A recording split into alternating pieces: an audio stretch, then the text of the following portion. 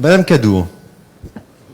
Oui, donc je profite de ce point j'essaie pour grouper plusieurs interventions et pour vous épargner une intervention systématique sur chaque point. Nous, on l'a déjà dit sur d'autres points qui concernaient la tarification, on appelle vraiment à une étude, une remise à plat de l'ensemble des tarifications et des taux de participation des familles pour notamment permettre sur des prestations comme celle-ci que certaines familles bénéficient de la gratuité. Alors c'est déjà plus ou moins le cas via le CCAS, et il y a toujours cette phrase qui signifie que, qui indique que pour les revenus inférieurs, il faut se tourner vers le CCAS, mais nous on souhaite vraiment que ce soit affiché dans les grilles tarifaires, que pour les familles qui ont les revenus les plus faibles, elles bénéficient de la gratuité sur certaines prestations comme le périscolaire, comme les cantines, comme les séjours vacances. Voilà, donc on appelle vraiment une remise à plat des tarifications. Je me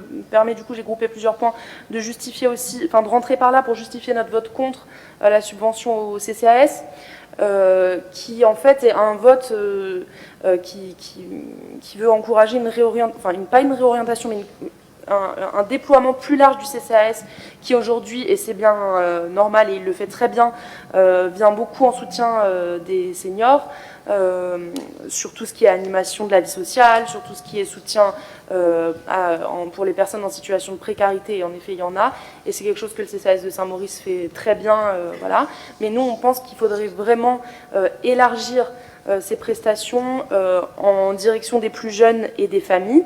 C'est déjà le cas via des aides d'urgence, via une sorte de tarification parallèle pour les cantines et toutes les activités. Mais nous, voilà, on souhaiterait vraiment que tout ça soit remis à plat, donc à la fois avec la question de la tarification et la question du CCAS, qui fonctionnent aujourd'hui ensemble, pour que les familles qui en ont besoin puissent bénéficier, encore une fois, de la gratuité. Et pourquoi pas étudier au cas par cas dans certaines prestations, ce dont on a parlé pour les crèches, c'est-à-dire une plus grande progressivité pour les revenus les plus élevés. J'en profite aussi, excusez-moi, c'est dans le désordre, sur le CCAS, et pour nous ça va ensemble. Vous étiez engagé 2 fois déjà en commission à mieux communiquer autour des prestations du CCAS. Je pense que c'est vraiment important. Je pense que c'est important aussi de le faire, cette communication, sur les séjours de vacances. Et en disant bien aussi que pour les familles qui souhaiteraient partir mais qui n'ont pas les moyens, le CCAS peut être un appui. Donc j'insiste vraiment sur cet aspect de communication qui permettra déjà de toucher un public plus large que celui des seniors qui vous connaissent bien, mais à terme ça signifiera aussi des moyens supplémentaires pour venir en appui des familles qui en ont plus besoin. Même série, donc la délibération 30, on est presque au bout l'heure du jour, classe découverte et d'environnement. Oui, alors de la même façon, alors, là, cette délibération concerne non pas l'école publique, mais les écoles privées, donc notamment Notre-Dame des Missions ou l'école de Saint-Mandé.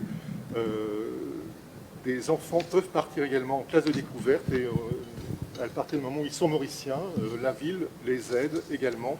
Alors avec un mécanisme un petit peu inverse, puisque l'aide est inversée par rapport aux aides à la délibération précédente. Merci. Des oppositions? 3. Abstention? Non. Excusez-moi, c'était oui. juste une remarque, pardon, parce que là, notre opposition, elle est quand même plus forte. On a compris, on s'en doutait un peu. Précédent, là, il s'agit en gros de financer des classes de découverte et d'environnement. Alors vous dites que le barème est un peu différent, mais pour moi c'est le même, simplement qu'il est écrit à l'envers. Voilà. Donc là, c'est une question de présentation, mais sinon c'est exactement la même participation que pour les enfants qui sont à l'école publique. Et nous, donc, on est opposé à la participation au coût des séjours pour les enfants qui sont en école privée, sans barème. parce que, en fait, on le sait, dans les écoles privées, il y a plus de classes de découverte et d'environnement, donc ça signifie qu'en fait, au final, la mairie va plus participer pour les enfants qui sont en école privée que pour les enfants qui sont en école publique. Par ailleurs, on n'a aucun plafond, c'est-à-dire que si demain, il y a un enfant qui va dans une école privée qui organise des classes de découverte et d'environnement extrêmement chères, la mairie pourra quand même participer jusqu'à 80%, du coup, 70% pardon, du coût du séjour. Donc là, il nous semble qu'il faut mettre à minima des montants plafonds sur la participation, et éventuellement aussi mettre des limites sur le nombre de classes de découverte et d'environnement pour lequel il peut y avoir une participation de la mairie. Mais sinon, on est sur quelque chose de totalement inégal avec les enfants qui sont à l'école publique et qui partent en gros une fois en CM2.